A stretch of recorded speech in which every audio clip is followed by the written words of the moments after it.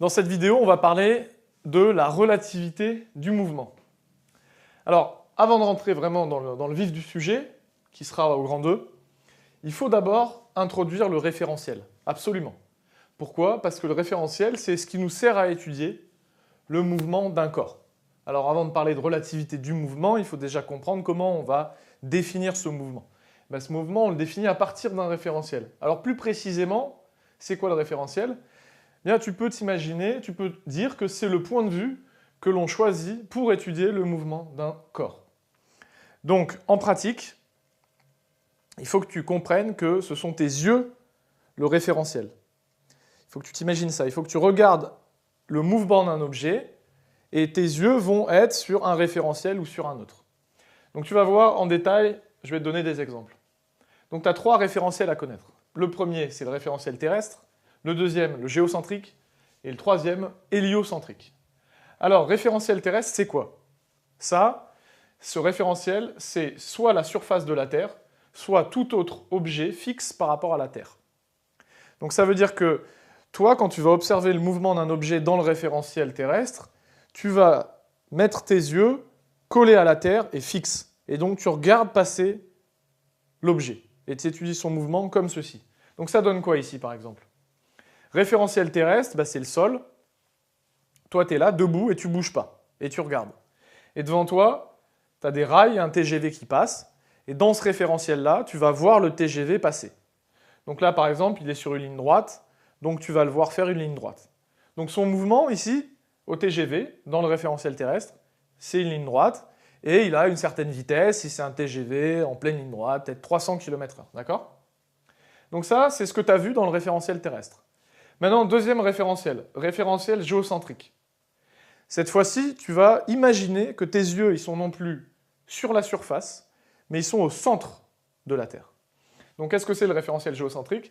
C'est un référentiel qui est défini, il est défini par le centre de la Terre et ses axes sont fixes.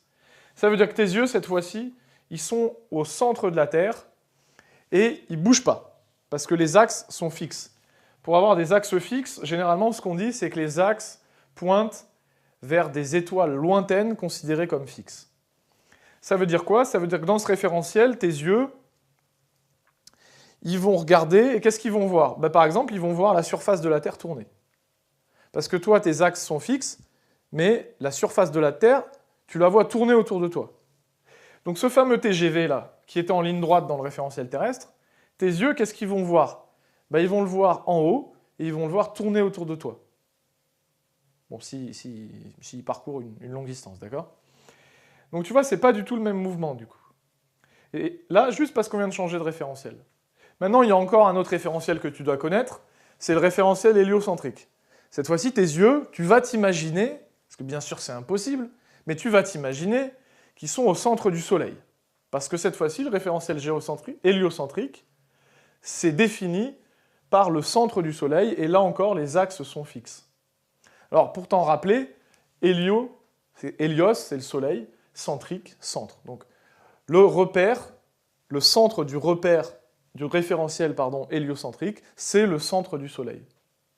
Donc, tes yeux sont au centre du soleil, et pareil, les axes sont fixes, donc tu ne bouges pas et tu regardes. Donc, par exemple, si tu regardes, ben, tu vas voir la Terre qui est là, et tu vas la voir, là encore, tourner autour de toi, faire un cercle. Donc, dans le référentiel héliocentrique, la Terre tourne de manière circulaire autour du Soleil.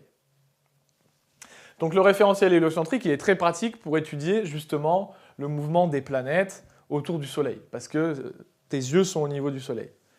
Le référentiel géocentrique, lui, il peut être pratique pour plusieurs choses. Tu peux, dans le référentiel géocentrique, comme tes yeux sont au centre de la Terre, bon, tu peux regarder la trajectoire du TGV, pourquoi pas, c'est un peu tiré par les cheveux, mais par exemple, tu pourrais regarder aussi le Soleil. Le Soleil, il est quelque part autour de toi, tu es fixe, bah, tu vas voir le Soleil tourner autour de toi. Tu sais qu'en réalité, c'est la Terre qui tourne autour du Soleil. Mais dans le référentiel géocentrique, bah, c'est le Soleil qui tourne autour de la Terre.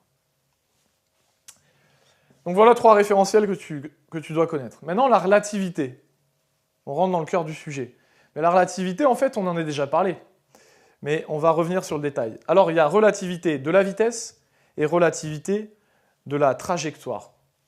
Relativité, ça veut dire que une chose, une observation dépend d'autre chose. Donc là, en fait, la vitesse d'un point en mouvement dépend du référentiel dans lequel on étudie ce mouvement.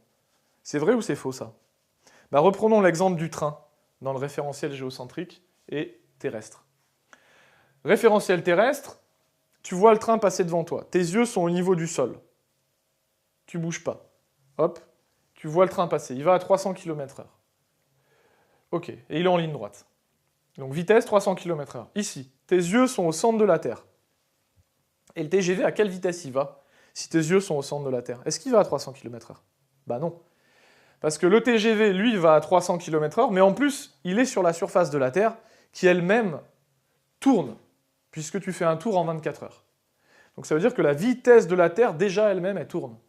Tes yeux, toi, ils sont absolument fixes, tu vois la Terre tourner. Donc le train, au final, dans le référentiel géocentrique, il a sa vitesse à lui, 300 km/h, plus la vitesse de la surface de la Terre. Donc tu vois que les vitesses dépendent bien du référentiel. Après, une deuxième chose qui dépend du référentiel, c'est la trajectoire. Alors pour rappel, qu'est-ce que c'est? Est-ce qu'on peut donner une définition un peu propre de ce que c'est qu'une trajectoire? Bien sûr qu'on peut. C'est la ligne formée par l'ensemble des positions occupées par un point matériel pendant son mouvement, au cours de son mouvement. Donc tous les points qu'un matériel décrit, c'est ça qui va former la trajectoire du mouvement. Donc cette trajectoire, elle aussi, elle dépend du référentiel choisi, et alors là c'est encore plus clair. On reprend l'exemple du TGV. Dans le référentiel terrestre, tes yeux voient un TGV qui va en ligne droite. Dans le référentiel géocentrique, le TGV, il ne va pas faire une ligne droite. Il va finir par faire un arc de cercle. Parce qu'il va être entraîné par la surface de la Terre. Donc trajectoire ici, ligne droite, ici, arc de cercle, voire même un cercle entier si jamais tu observes le TGV pendant 24 heures. Il aura le temps de faire un tour complet. Donc, les trajectoires sont bien différentes. Donc dans cette vidéo, on a bien parlé de relativité du mouvement, c'est-à-dire à la fois la vitesse, dépend du référentiel, et la trajectoire, qui dépend du référentiel.